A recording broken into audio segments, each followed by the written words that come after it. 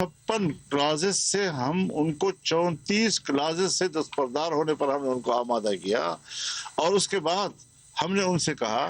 कि एक बिल हमारा पहले से मुत्तफ़क़ा मौजूद है, उसको भी पास किया जाए। तो इससे हमारी एजेंसियां भी वाकिफ़ थी, हमारे इदारे भी वाकिफ़ थे, जरदारी साहब खुद उसमें फ़रीक थे जो इस पर मुत्तफ़िक़ हो गए थे। मियाँ नवाज शरीफ साहब और शहबाज शरीफ साहब दोनों मुत्तफ़िक़ हो गए थे, पार्लियामेंट के अंदर की तमाम पार्टियां उस पर मुत्तफ़िक़ हो गई थी, और वो बिल पेश हुआ और सेनेट ने पास किया, कौमी असम्बली ने पास किया। अगर बिल पर सदर दस्तखत कर सकता है और अगर दूसरे एक्ट्स पर वो दस्तखत कर सकता है, तो फिर मुत्तफ़िक़ा इस दीनी मदरसे के इस कानून पर क्यों दस्तखत नहीं कर सकता और एतराज़ात के साथ क्यों भेजा गया है। आज नया शोशा छोड़ दिया गया है कि ये तो पहले वज़ारत तालीम के साथ वाबस्ता थे। हम बताना चाहते हैं इस ड्राफ्ट के अंदर जो असम्बली ने पास किया, पार्लियामेंट ने पास किया, इसके अंदर हमने मुकम्मल तौर पर आज़ादी दी हुई है तमाम मदारिस को कि वो किसी भी विफाक के साथ इल्हाक करना चाहें, चाहे वो 1860 की सोसाइटी एक्ट के तहत रजिस्टर होना चाहें और चाहे वो वज़ारत तालीम के तहत यानी उनके साथ मुंसलिक होना चाहें। हमने कोई एतराज़ नहीं किया, दोनों अतराफ आज़ाद हैं, हर मदरसा आज़ाद है इस हवाले से। तो फिर आज क्यों इसको तनाज़े की तरफ उठाया जा रहा है, उलमा के मुकाबले में उलमा को लाया जा रहा है, कौम को गुमराह किया जा रहा है, मदारस के तलबा असातिज़ा को एक अजीब सी कैफियत से दो चार किया जा रहा है। कोई इस्तिराब नहीं है, कोई परेशानी नहीं है, कोई इख्तिलाफ राय नहीं है, मुत्तफ़िक़ा एक ड्राफ्ट है, सबका उस पर इत्तिफाक राय है, नए शेष और नए न छोड़े जाए। और हम आज गुज़श्ता रात को अपनी कॉन्फ्रेंस में एक हतमी ऐलान करने की तरफ जा रहे थे, लेकिन सदर विफाक और इत्तेहाद तंजीमात मदारिस दीनिया के सरबराह मुफ्ती मोहम्मद तक़ी उस्मानी साहब की तरफ से इत्तला आई कि 17 दिसंबर को उन्होंने तमाम अपने इत्तेहाद तंजीमात का इजलास बुला लिया है।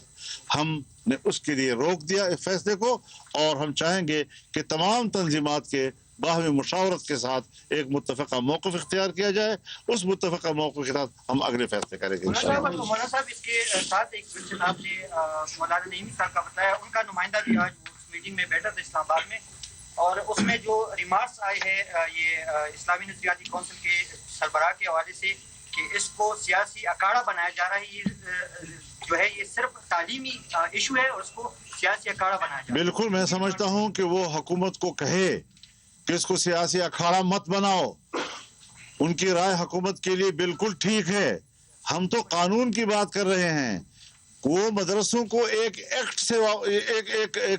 एक मुआहदे से और एक एग्जीक्यूटिव ऑर्डर से वाबस्ता कर रहे हैं। हम मदारस को कानून से वाबस्ता कर रहे हैं, हम मदारस को कानून के तहत रेगुलराइज करने की कोशिश कर रहे हैं, लेकिन मदारस की आज़ादी और खुद मुख्तारी वो अपनी जगह पर कायम रखना चाहते हैं। कभी भी हमें सोसाइटी एक्ट के तहत वज़ारत सनअत और हिरफत ने डायरेक्टरेट नहीं दिया कि आप हमारे अहकामात और तंजीम के तहत मदरसों को चलाएंगे, लेकिन जब वज़ारत तालीम के तहत हमने मुंसलिक होकर रजिस्ट्रेशन की बात मानी तो उन्होंने एग्जीक्यूटिव ऑर्डर के तहत एक डायरेक्टरेट हम पर मुसल्लत कर दिया। इसका माना यह है कि वो हमें अपने माताहत करना चाहते थे, मदारस उनके माताहत काम करने को तैयार नहीं है। आपने बताया कि एजेंसी पहले भी आपने बताया, आज भी बताया कि एजेंसी दरमियान में आती है, तो आपकी बात का मतलब कि हुकूमत और तमाम सियासी पार्टियां इस मदार बिल पर मुत्तफिक थी, मगर हमने ये समझा कि एजेंसियों का किरदार मतलब उनका इंटरेस्ट इस पे। हज़रत एजेंसियां भी मुत्तफिक थी, उनके इत्तेफाक राय के साथ सारे मामला तय हुए, अगर तो वो नजर नहीं आते लेकिन वो तो होते तो हैं, रास्ते में तो रहते हैं।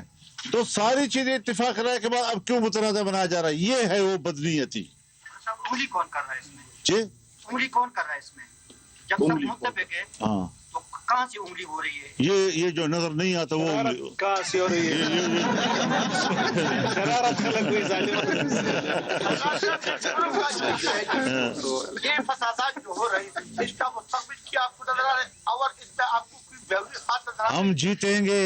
ہم جیت چکے ہیں، پارلیمنٹ ہمارے ساتھ اس کو پاس کر چکی ہے، روزانہ نئی نئی باتیں نہیں اٹھائی جاتی، عدم استحکام وہ کیوں لا رہے ہیں؟ ہم جو چیز طے ہو چکی ہے اس کو مستحکم کرنا چاہتے ہیں، وہ جو چیز طے ہو چکی ہے اس کے مقابلے میں نئی نئی باتیں لا رہے ہیں، لہذا اس وقت تک ہمیں حکومت کی کوئی تجویز قبول نہیں ہے، اور اگر انہوں نے اس میں ترمیم کرنے کے لیے کچھ ہمیں دیا، فی الحال تو میری رائے یہ ہے کہ میں ان کی تجویز قبول کروں تو بہت دور کی بات ہے، چمٹے سے بھی پکڑنے کے لیے تیار نہیں ہوں۔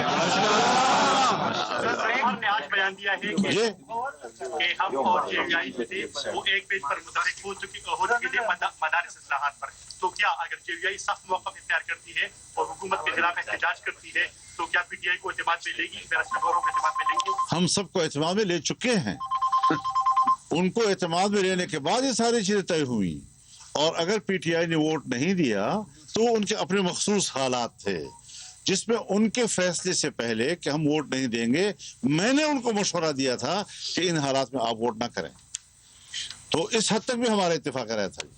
سر جو کھرو فسادات چل رہے ہیں اس میں آپ کو کی بیرونی افراد نظر آ رہا ہے اور اس کا مستقبل کیا ہوگا؟ میں اسی پہ تو رو رہا ہوں کہ امن و امان تباہ ہو چکا ہے، KP کے جنوبی اضلاع بالخصوص اور تقریباً تمام قبائلی علاقے اس وقت بارود میں بھسم ہو رہے ہیں، اور انسانوں کا بے جا قتل عام ہو رہا ہے، گھر چھوڑ رہے ہیں لوگ، اب ان کے مسجدوں میں مسلح لوگ رہ رہے ہیں، ان کے بیٹھکوں میں مسلح لوگ رہ رہے ہیں،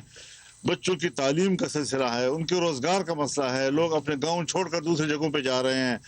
ان حالات میں اور پھر کرم میں جو صورتحال ہے کہ جس طریقے سے قتل عام ایک دوسرے کا کیا جا رہا ہے، ان کا یہ تو کوئی مسئلہ ان کے نزدیک نہیں ہے، بس دینی مدرسے کو کنٹرول کرو۔ کیوں؟ FATF چاہتا ہے، کیوں IMF چاہتا ہے، کیوں امریکہ اور مغرب چاہتا ہے؟ بتائیں ہمیں ذرا، قوم کے سامنے وہ معاہدے سامنے رکھیں، انہوں نے کیا شرائط دی ہیں ہمیں اور ہم نے کیا مانا ہے ان کے ساتھ، ایجنسیاں ان کو کیوں چھپا رہی ہے، حکومت ان کو کیوں چھپا رہی ہے، عوام کے سامنے لائیں ان ساری چیزوں کو، تاکہ ہمیں پتہ چلے کہ جو کچھ ہو رہا ہے یہ ایک ہم غلامی کے تصور سے کر رہے ہیں یا مدارس کے خیرخواہی میں کر رہے ہیں۔ اور بلوچستان اور PP میں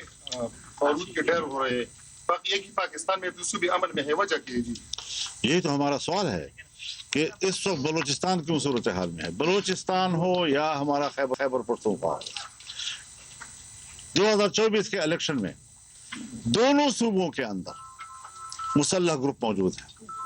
اور دونوں صوبوں کے اندر مذہبی سیاسی قیادت کو بھی پارلیمنٹ سے باہر رکھا گیا اور قوم پرست قیادت کو بھی پارلیمنٹ سے باہر رکھا گیا، تو یہ بتا رہے ہیں کہ کیا یہ ملک کو توڑنے کی سازش تو نہیں ہے؟ ہم ملک کو بچا رہے ہیں، ہم نے ملک کو بچانا ہے، ہم نے قربانی دینی ہے، حکمران کم از کم ملک کو بچانے کے لیے فکر مند ہو جائے، مدرسے کا معاملہ کوئی مسئلہ نہیں ہے جس کو بھی اٹھا رہے ہیں۔ سر کل JVI کی جانب سے اسرائیل مرد آباد ایک کانفرنس منعقد ہوئی، اس حوالے سے مولانا صاحب میرا یہ سوال ہے، اس پر آپ نے کمنٹ کرنا ہے کہ تقریباً مسئلہ فلسطین کا 1 سال سے زیادہ ہو چکا ہے، یہ مسئلہ چل رہا ہے، تو JVI نے کافی تاخیر نہیں کی اس میں جو اسرائیل کے خلاف احتجاج یا کانفرنس کر دی، اس کی وجہ کیا ہوگی؟ اب کہاں آپ 400 کے رہنے والے ہیں، آپ کو تو یہ سوال نہیں کرنا چاہیے جی، آپ تو 400 کے رہنے والے ہیں، آپ کو یہ سوال نہیں کرنا چاہیے، آپ کو یاد ہونا چاہیے کہ 7 اکتوبر 2023 کو یہ جنگ شروع ہوئی، اور 14 اکتوبر کو ہم نے پشاور کے اندر طوفان اقصی کانفرنس کی تھی، صرف 1 ہفتے کے اندر اس کے بعد ہم نے یہ کانفرنس بلوچستان میں کپشین کے مقام پہ، اس کے بعد ہم نے 2-3 دن کے فاصلے کے ساتھ کراچی میں یہ کانفرنس کی، پھر ہم نے مظفر گڑھ میں پنجاب میں یہ کانفرنس کی، ہم تو مسلسل ان کے حق میں ہر موقع پر ملی مارچ کر رہے ہیں، اتنے بڑے جلسے جو تاریخی ہمارے اپنے تاریخ جو ہے اور ریکارڈ توڑ رہے ہیں وہ جی، تو یہ چیزیں تو میں نہیں سمجھتا کہ ایک صحافی جو ہے اس قسم کا سوال کرے کہ اس کے گھر میں اتنے بڑے جلسے اور مظاہرے ہو رہے ہوں اور وہ اس سے ناخبر ہے جی۔ آپ سرگرم انتخابات کا مطالبہ کر رہے ہیں، کیا کریں کہ نئے انتخابات سے سرگرم انتخابات سے عوام کی مسائل حل ہو، اور کیا گارنٹی ہے کہ باقی سیاسی پارٹی پھر اس سے نتائج تسلیم کر کے کیا دھاندلی کے الیکشن سے عوام کے مسائل حل ہو جاتے ہیں؟ بلوچستان جل رہا ہے، سب جعلی لوگ وہاں اسمبلی میں بیٹھے ہوئے ہیں، ایک بھی عوام کا سامنا کرنے کی پوزیشن میں نہیں ہے۔ قرم جل رہا ہے، جنوبی اضلاع جل رہے ہیں، آپ کے M N As M P S قوم کے سامنے جانے کی پوزیشن میں نہیں ہے۔ اگر کہیں پر بھی پبلک کے سامنے کوئی جا سکتا ہے تو جے یو آئی کا نمائندہ جا رہا ہے۔ تو ایسے حالات میں مان لینا چاہیے کہ یہ عوام کے نمائندے نہیں ہیں، یہ جعلی اسمبلیاں ہیں اور اسٹیبلشمنٹ کی بنائی ہوئی اسمبلیاں ہیں جو عوام کا سامنا نہیں کر سکتی۔ اور یہ ڈمی حکومتیں ہمیں قبول نہیں ہیں، اور سنجیدہ کام کیے جائیں، اور جو چیزوں پر اتفاق رائے ہو جاتا ہے۔ ہم نے تو حضرت پارلیمانی کردار کو زندہ رکھا ہے۔ جمعیت علماء اسلام پارلیمانی کردار اس لیے زندہ رکھنا چاہتی ہے تاکہ پاکستان کا مذہبی طبقہ ملک کے ساتھ، آئین کے ساتھ، جمہوریت کے ساتھ، پارلیمنٹ کے ساتھ چلے۔ کیوں ہمیں انتہا پسندی کی طرف دھکیلا جا رہا ہے؟ کیوں مدارس کو انتہا پسندی کی طرف دھکیلا جا رہا ہے؟ انہوں نے ثابت کیا ہے 2011 کے بعد آج تک کتنے سال ہو گئے ہیں؟ 23 سال ہو گئے ہیں، مدارس کو ابھی تک آپ تسلیم نہیں کر رہے۔ مدارس نے آپ کو تسلیم کیا، اپنے عمل سے ثابت کیا، اپنے کردار سے ثابت کیا ہے کہ وہ ملک کے ساتھ کھڑے ہیں، علماء ملک کے ساتھ کھڑے ہیں، جمعیت علماء ملک کے ساتھ کھڑی ہے، مذہبی طبقے ان کی وساطت سے سب ملک کے ساتھ کھڑے ہیں۔ کیوں مایوس کیا جا رہا ہے؟ کیوں تکلیف ہے ان کو کہ علماء اعتدال کی سیاست کر رہے ہیں؟ کیوں تکلیف ہے ان کو کہ وہ پارلیمانی سیاست کر رہے ہیں؟ کیوں ان کو تکلیف ہے اس بات کی کہ وہ ایک آئین کے ماتحت اور قانون کے ماتحت سیاست کر رہے ہیں؟ بہت برا لگ رہا ہے ان لوگوں کو کہ علماء اور مذہبی طبقہ مین اسٹریم بھی کیوں جا رہا ہے۔ تو ہم ان سے زیادہ ملک کے وفادار ہیں، ہم زیادہ ملک کے لیے فکر مند ہیں۔ یہ لوگ تو پتہ نہیں کن کے مقاصد پورا کرنا چاہتے ہیں۔ ہم پاکستانی عوام اور پاکستان اور ریاست کا مقصد پورا کرنا چاہتے ہیں، اور وہ امریکہ اور مغرب کے مقاصد پورا کرنا چاہتے ہیں۔ مولانا صوبے میں امن کی بہت بدترین صورتحال ہے کہ جے یو آئی گورنر راج کے حق میں ہے۔ گورنر راج کی گنجائش تو بہرحال آئین کے اندر کسی مرحلے پہ آ جاتی ہے، اس سے انکار نہیں ہے، لیکن یہاں تو گورنر راج سے بھی ہمیں کوئی امید نہیں ہے کہ وہ مولانا فضل الرحمان نیوز کانفرنس کر رہے تھے، ان کی جانب سے حکومت پر تنقید کی گئی، کہا کہ یہ جعلی اسمبلیاں ہیں، یہ ڈمی حکومت ہے، ہم نے صرف پارلیمانی کردار کو زندہ رکھا ہوا ہے۔ انہوں نے یہ بھی کہا کہ جس مدارس پر اب نیا شوشہ چھوڑا جا رہا ہے اس بل پر سب لوگ متفق تھے، دونوں ایوانوں سے بل منظور ہوا، پھر صدر نے بل کو مسترد کیوں کیا؟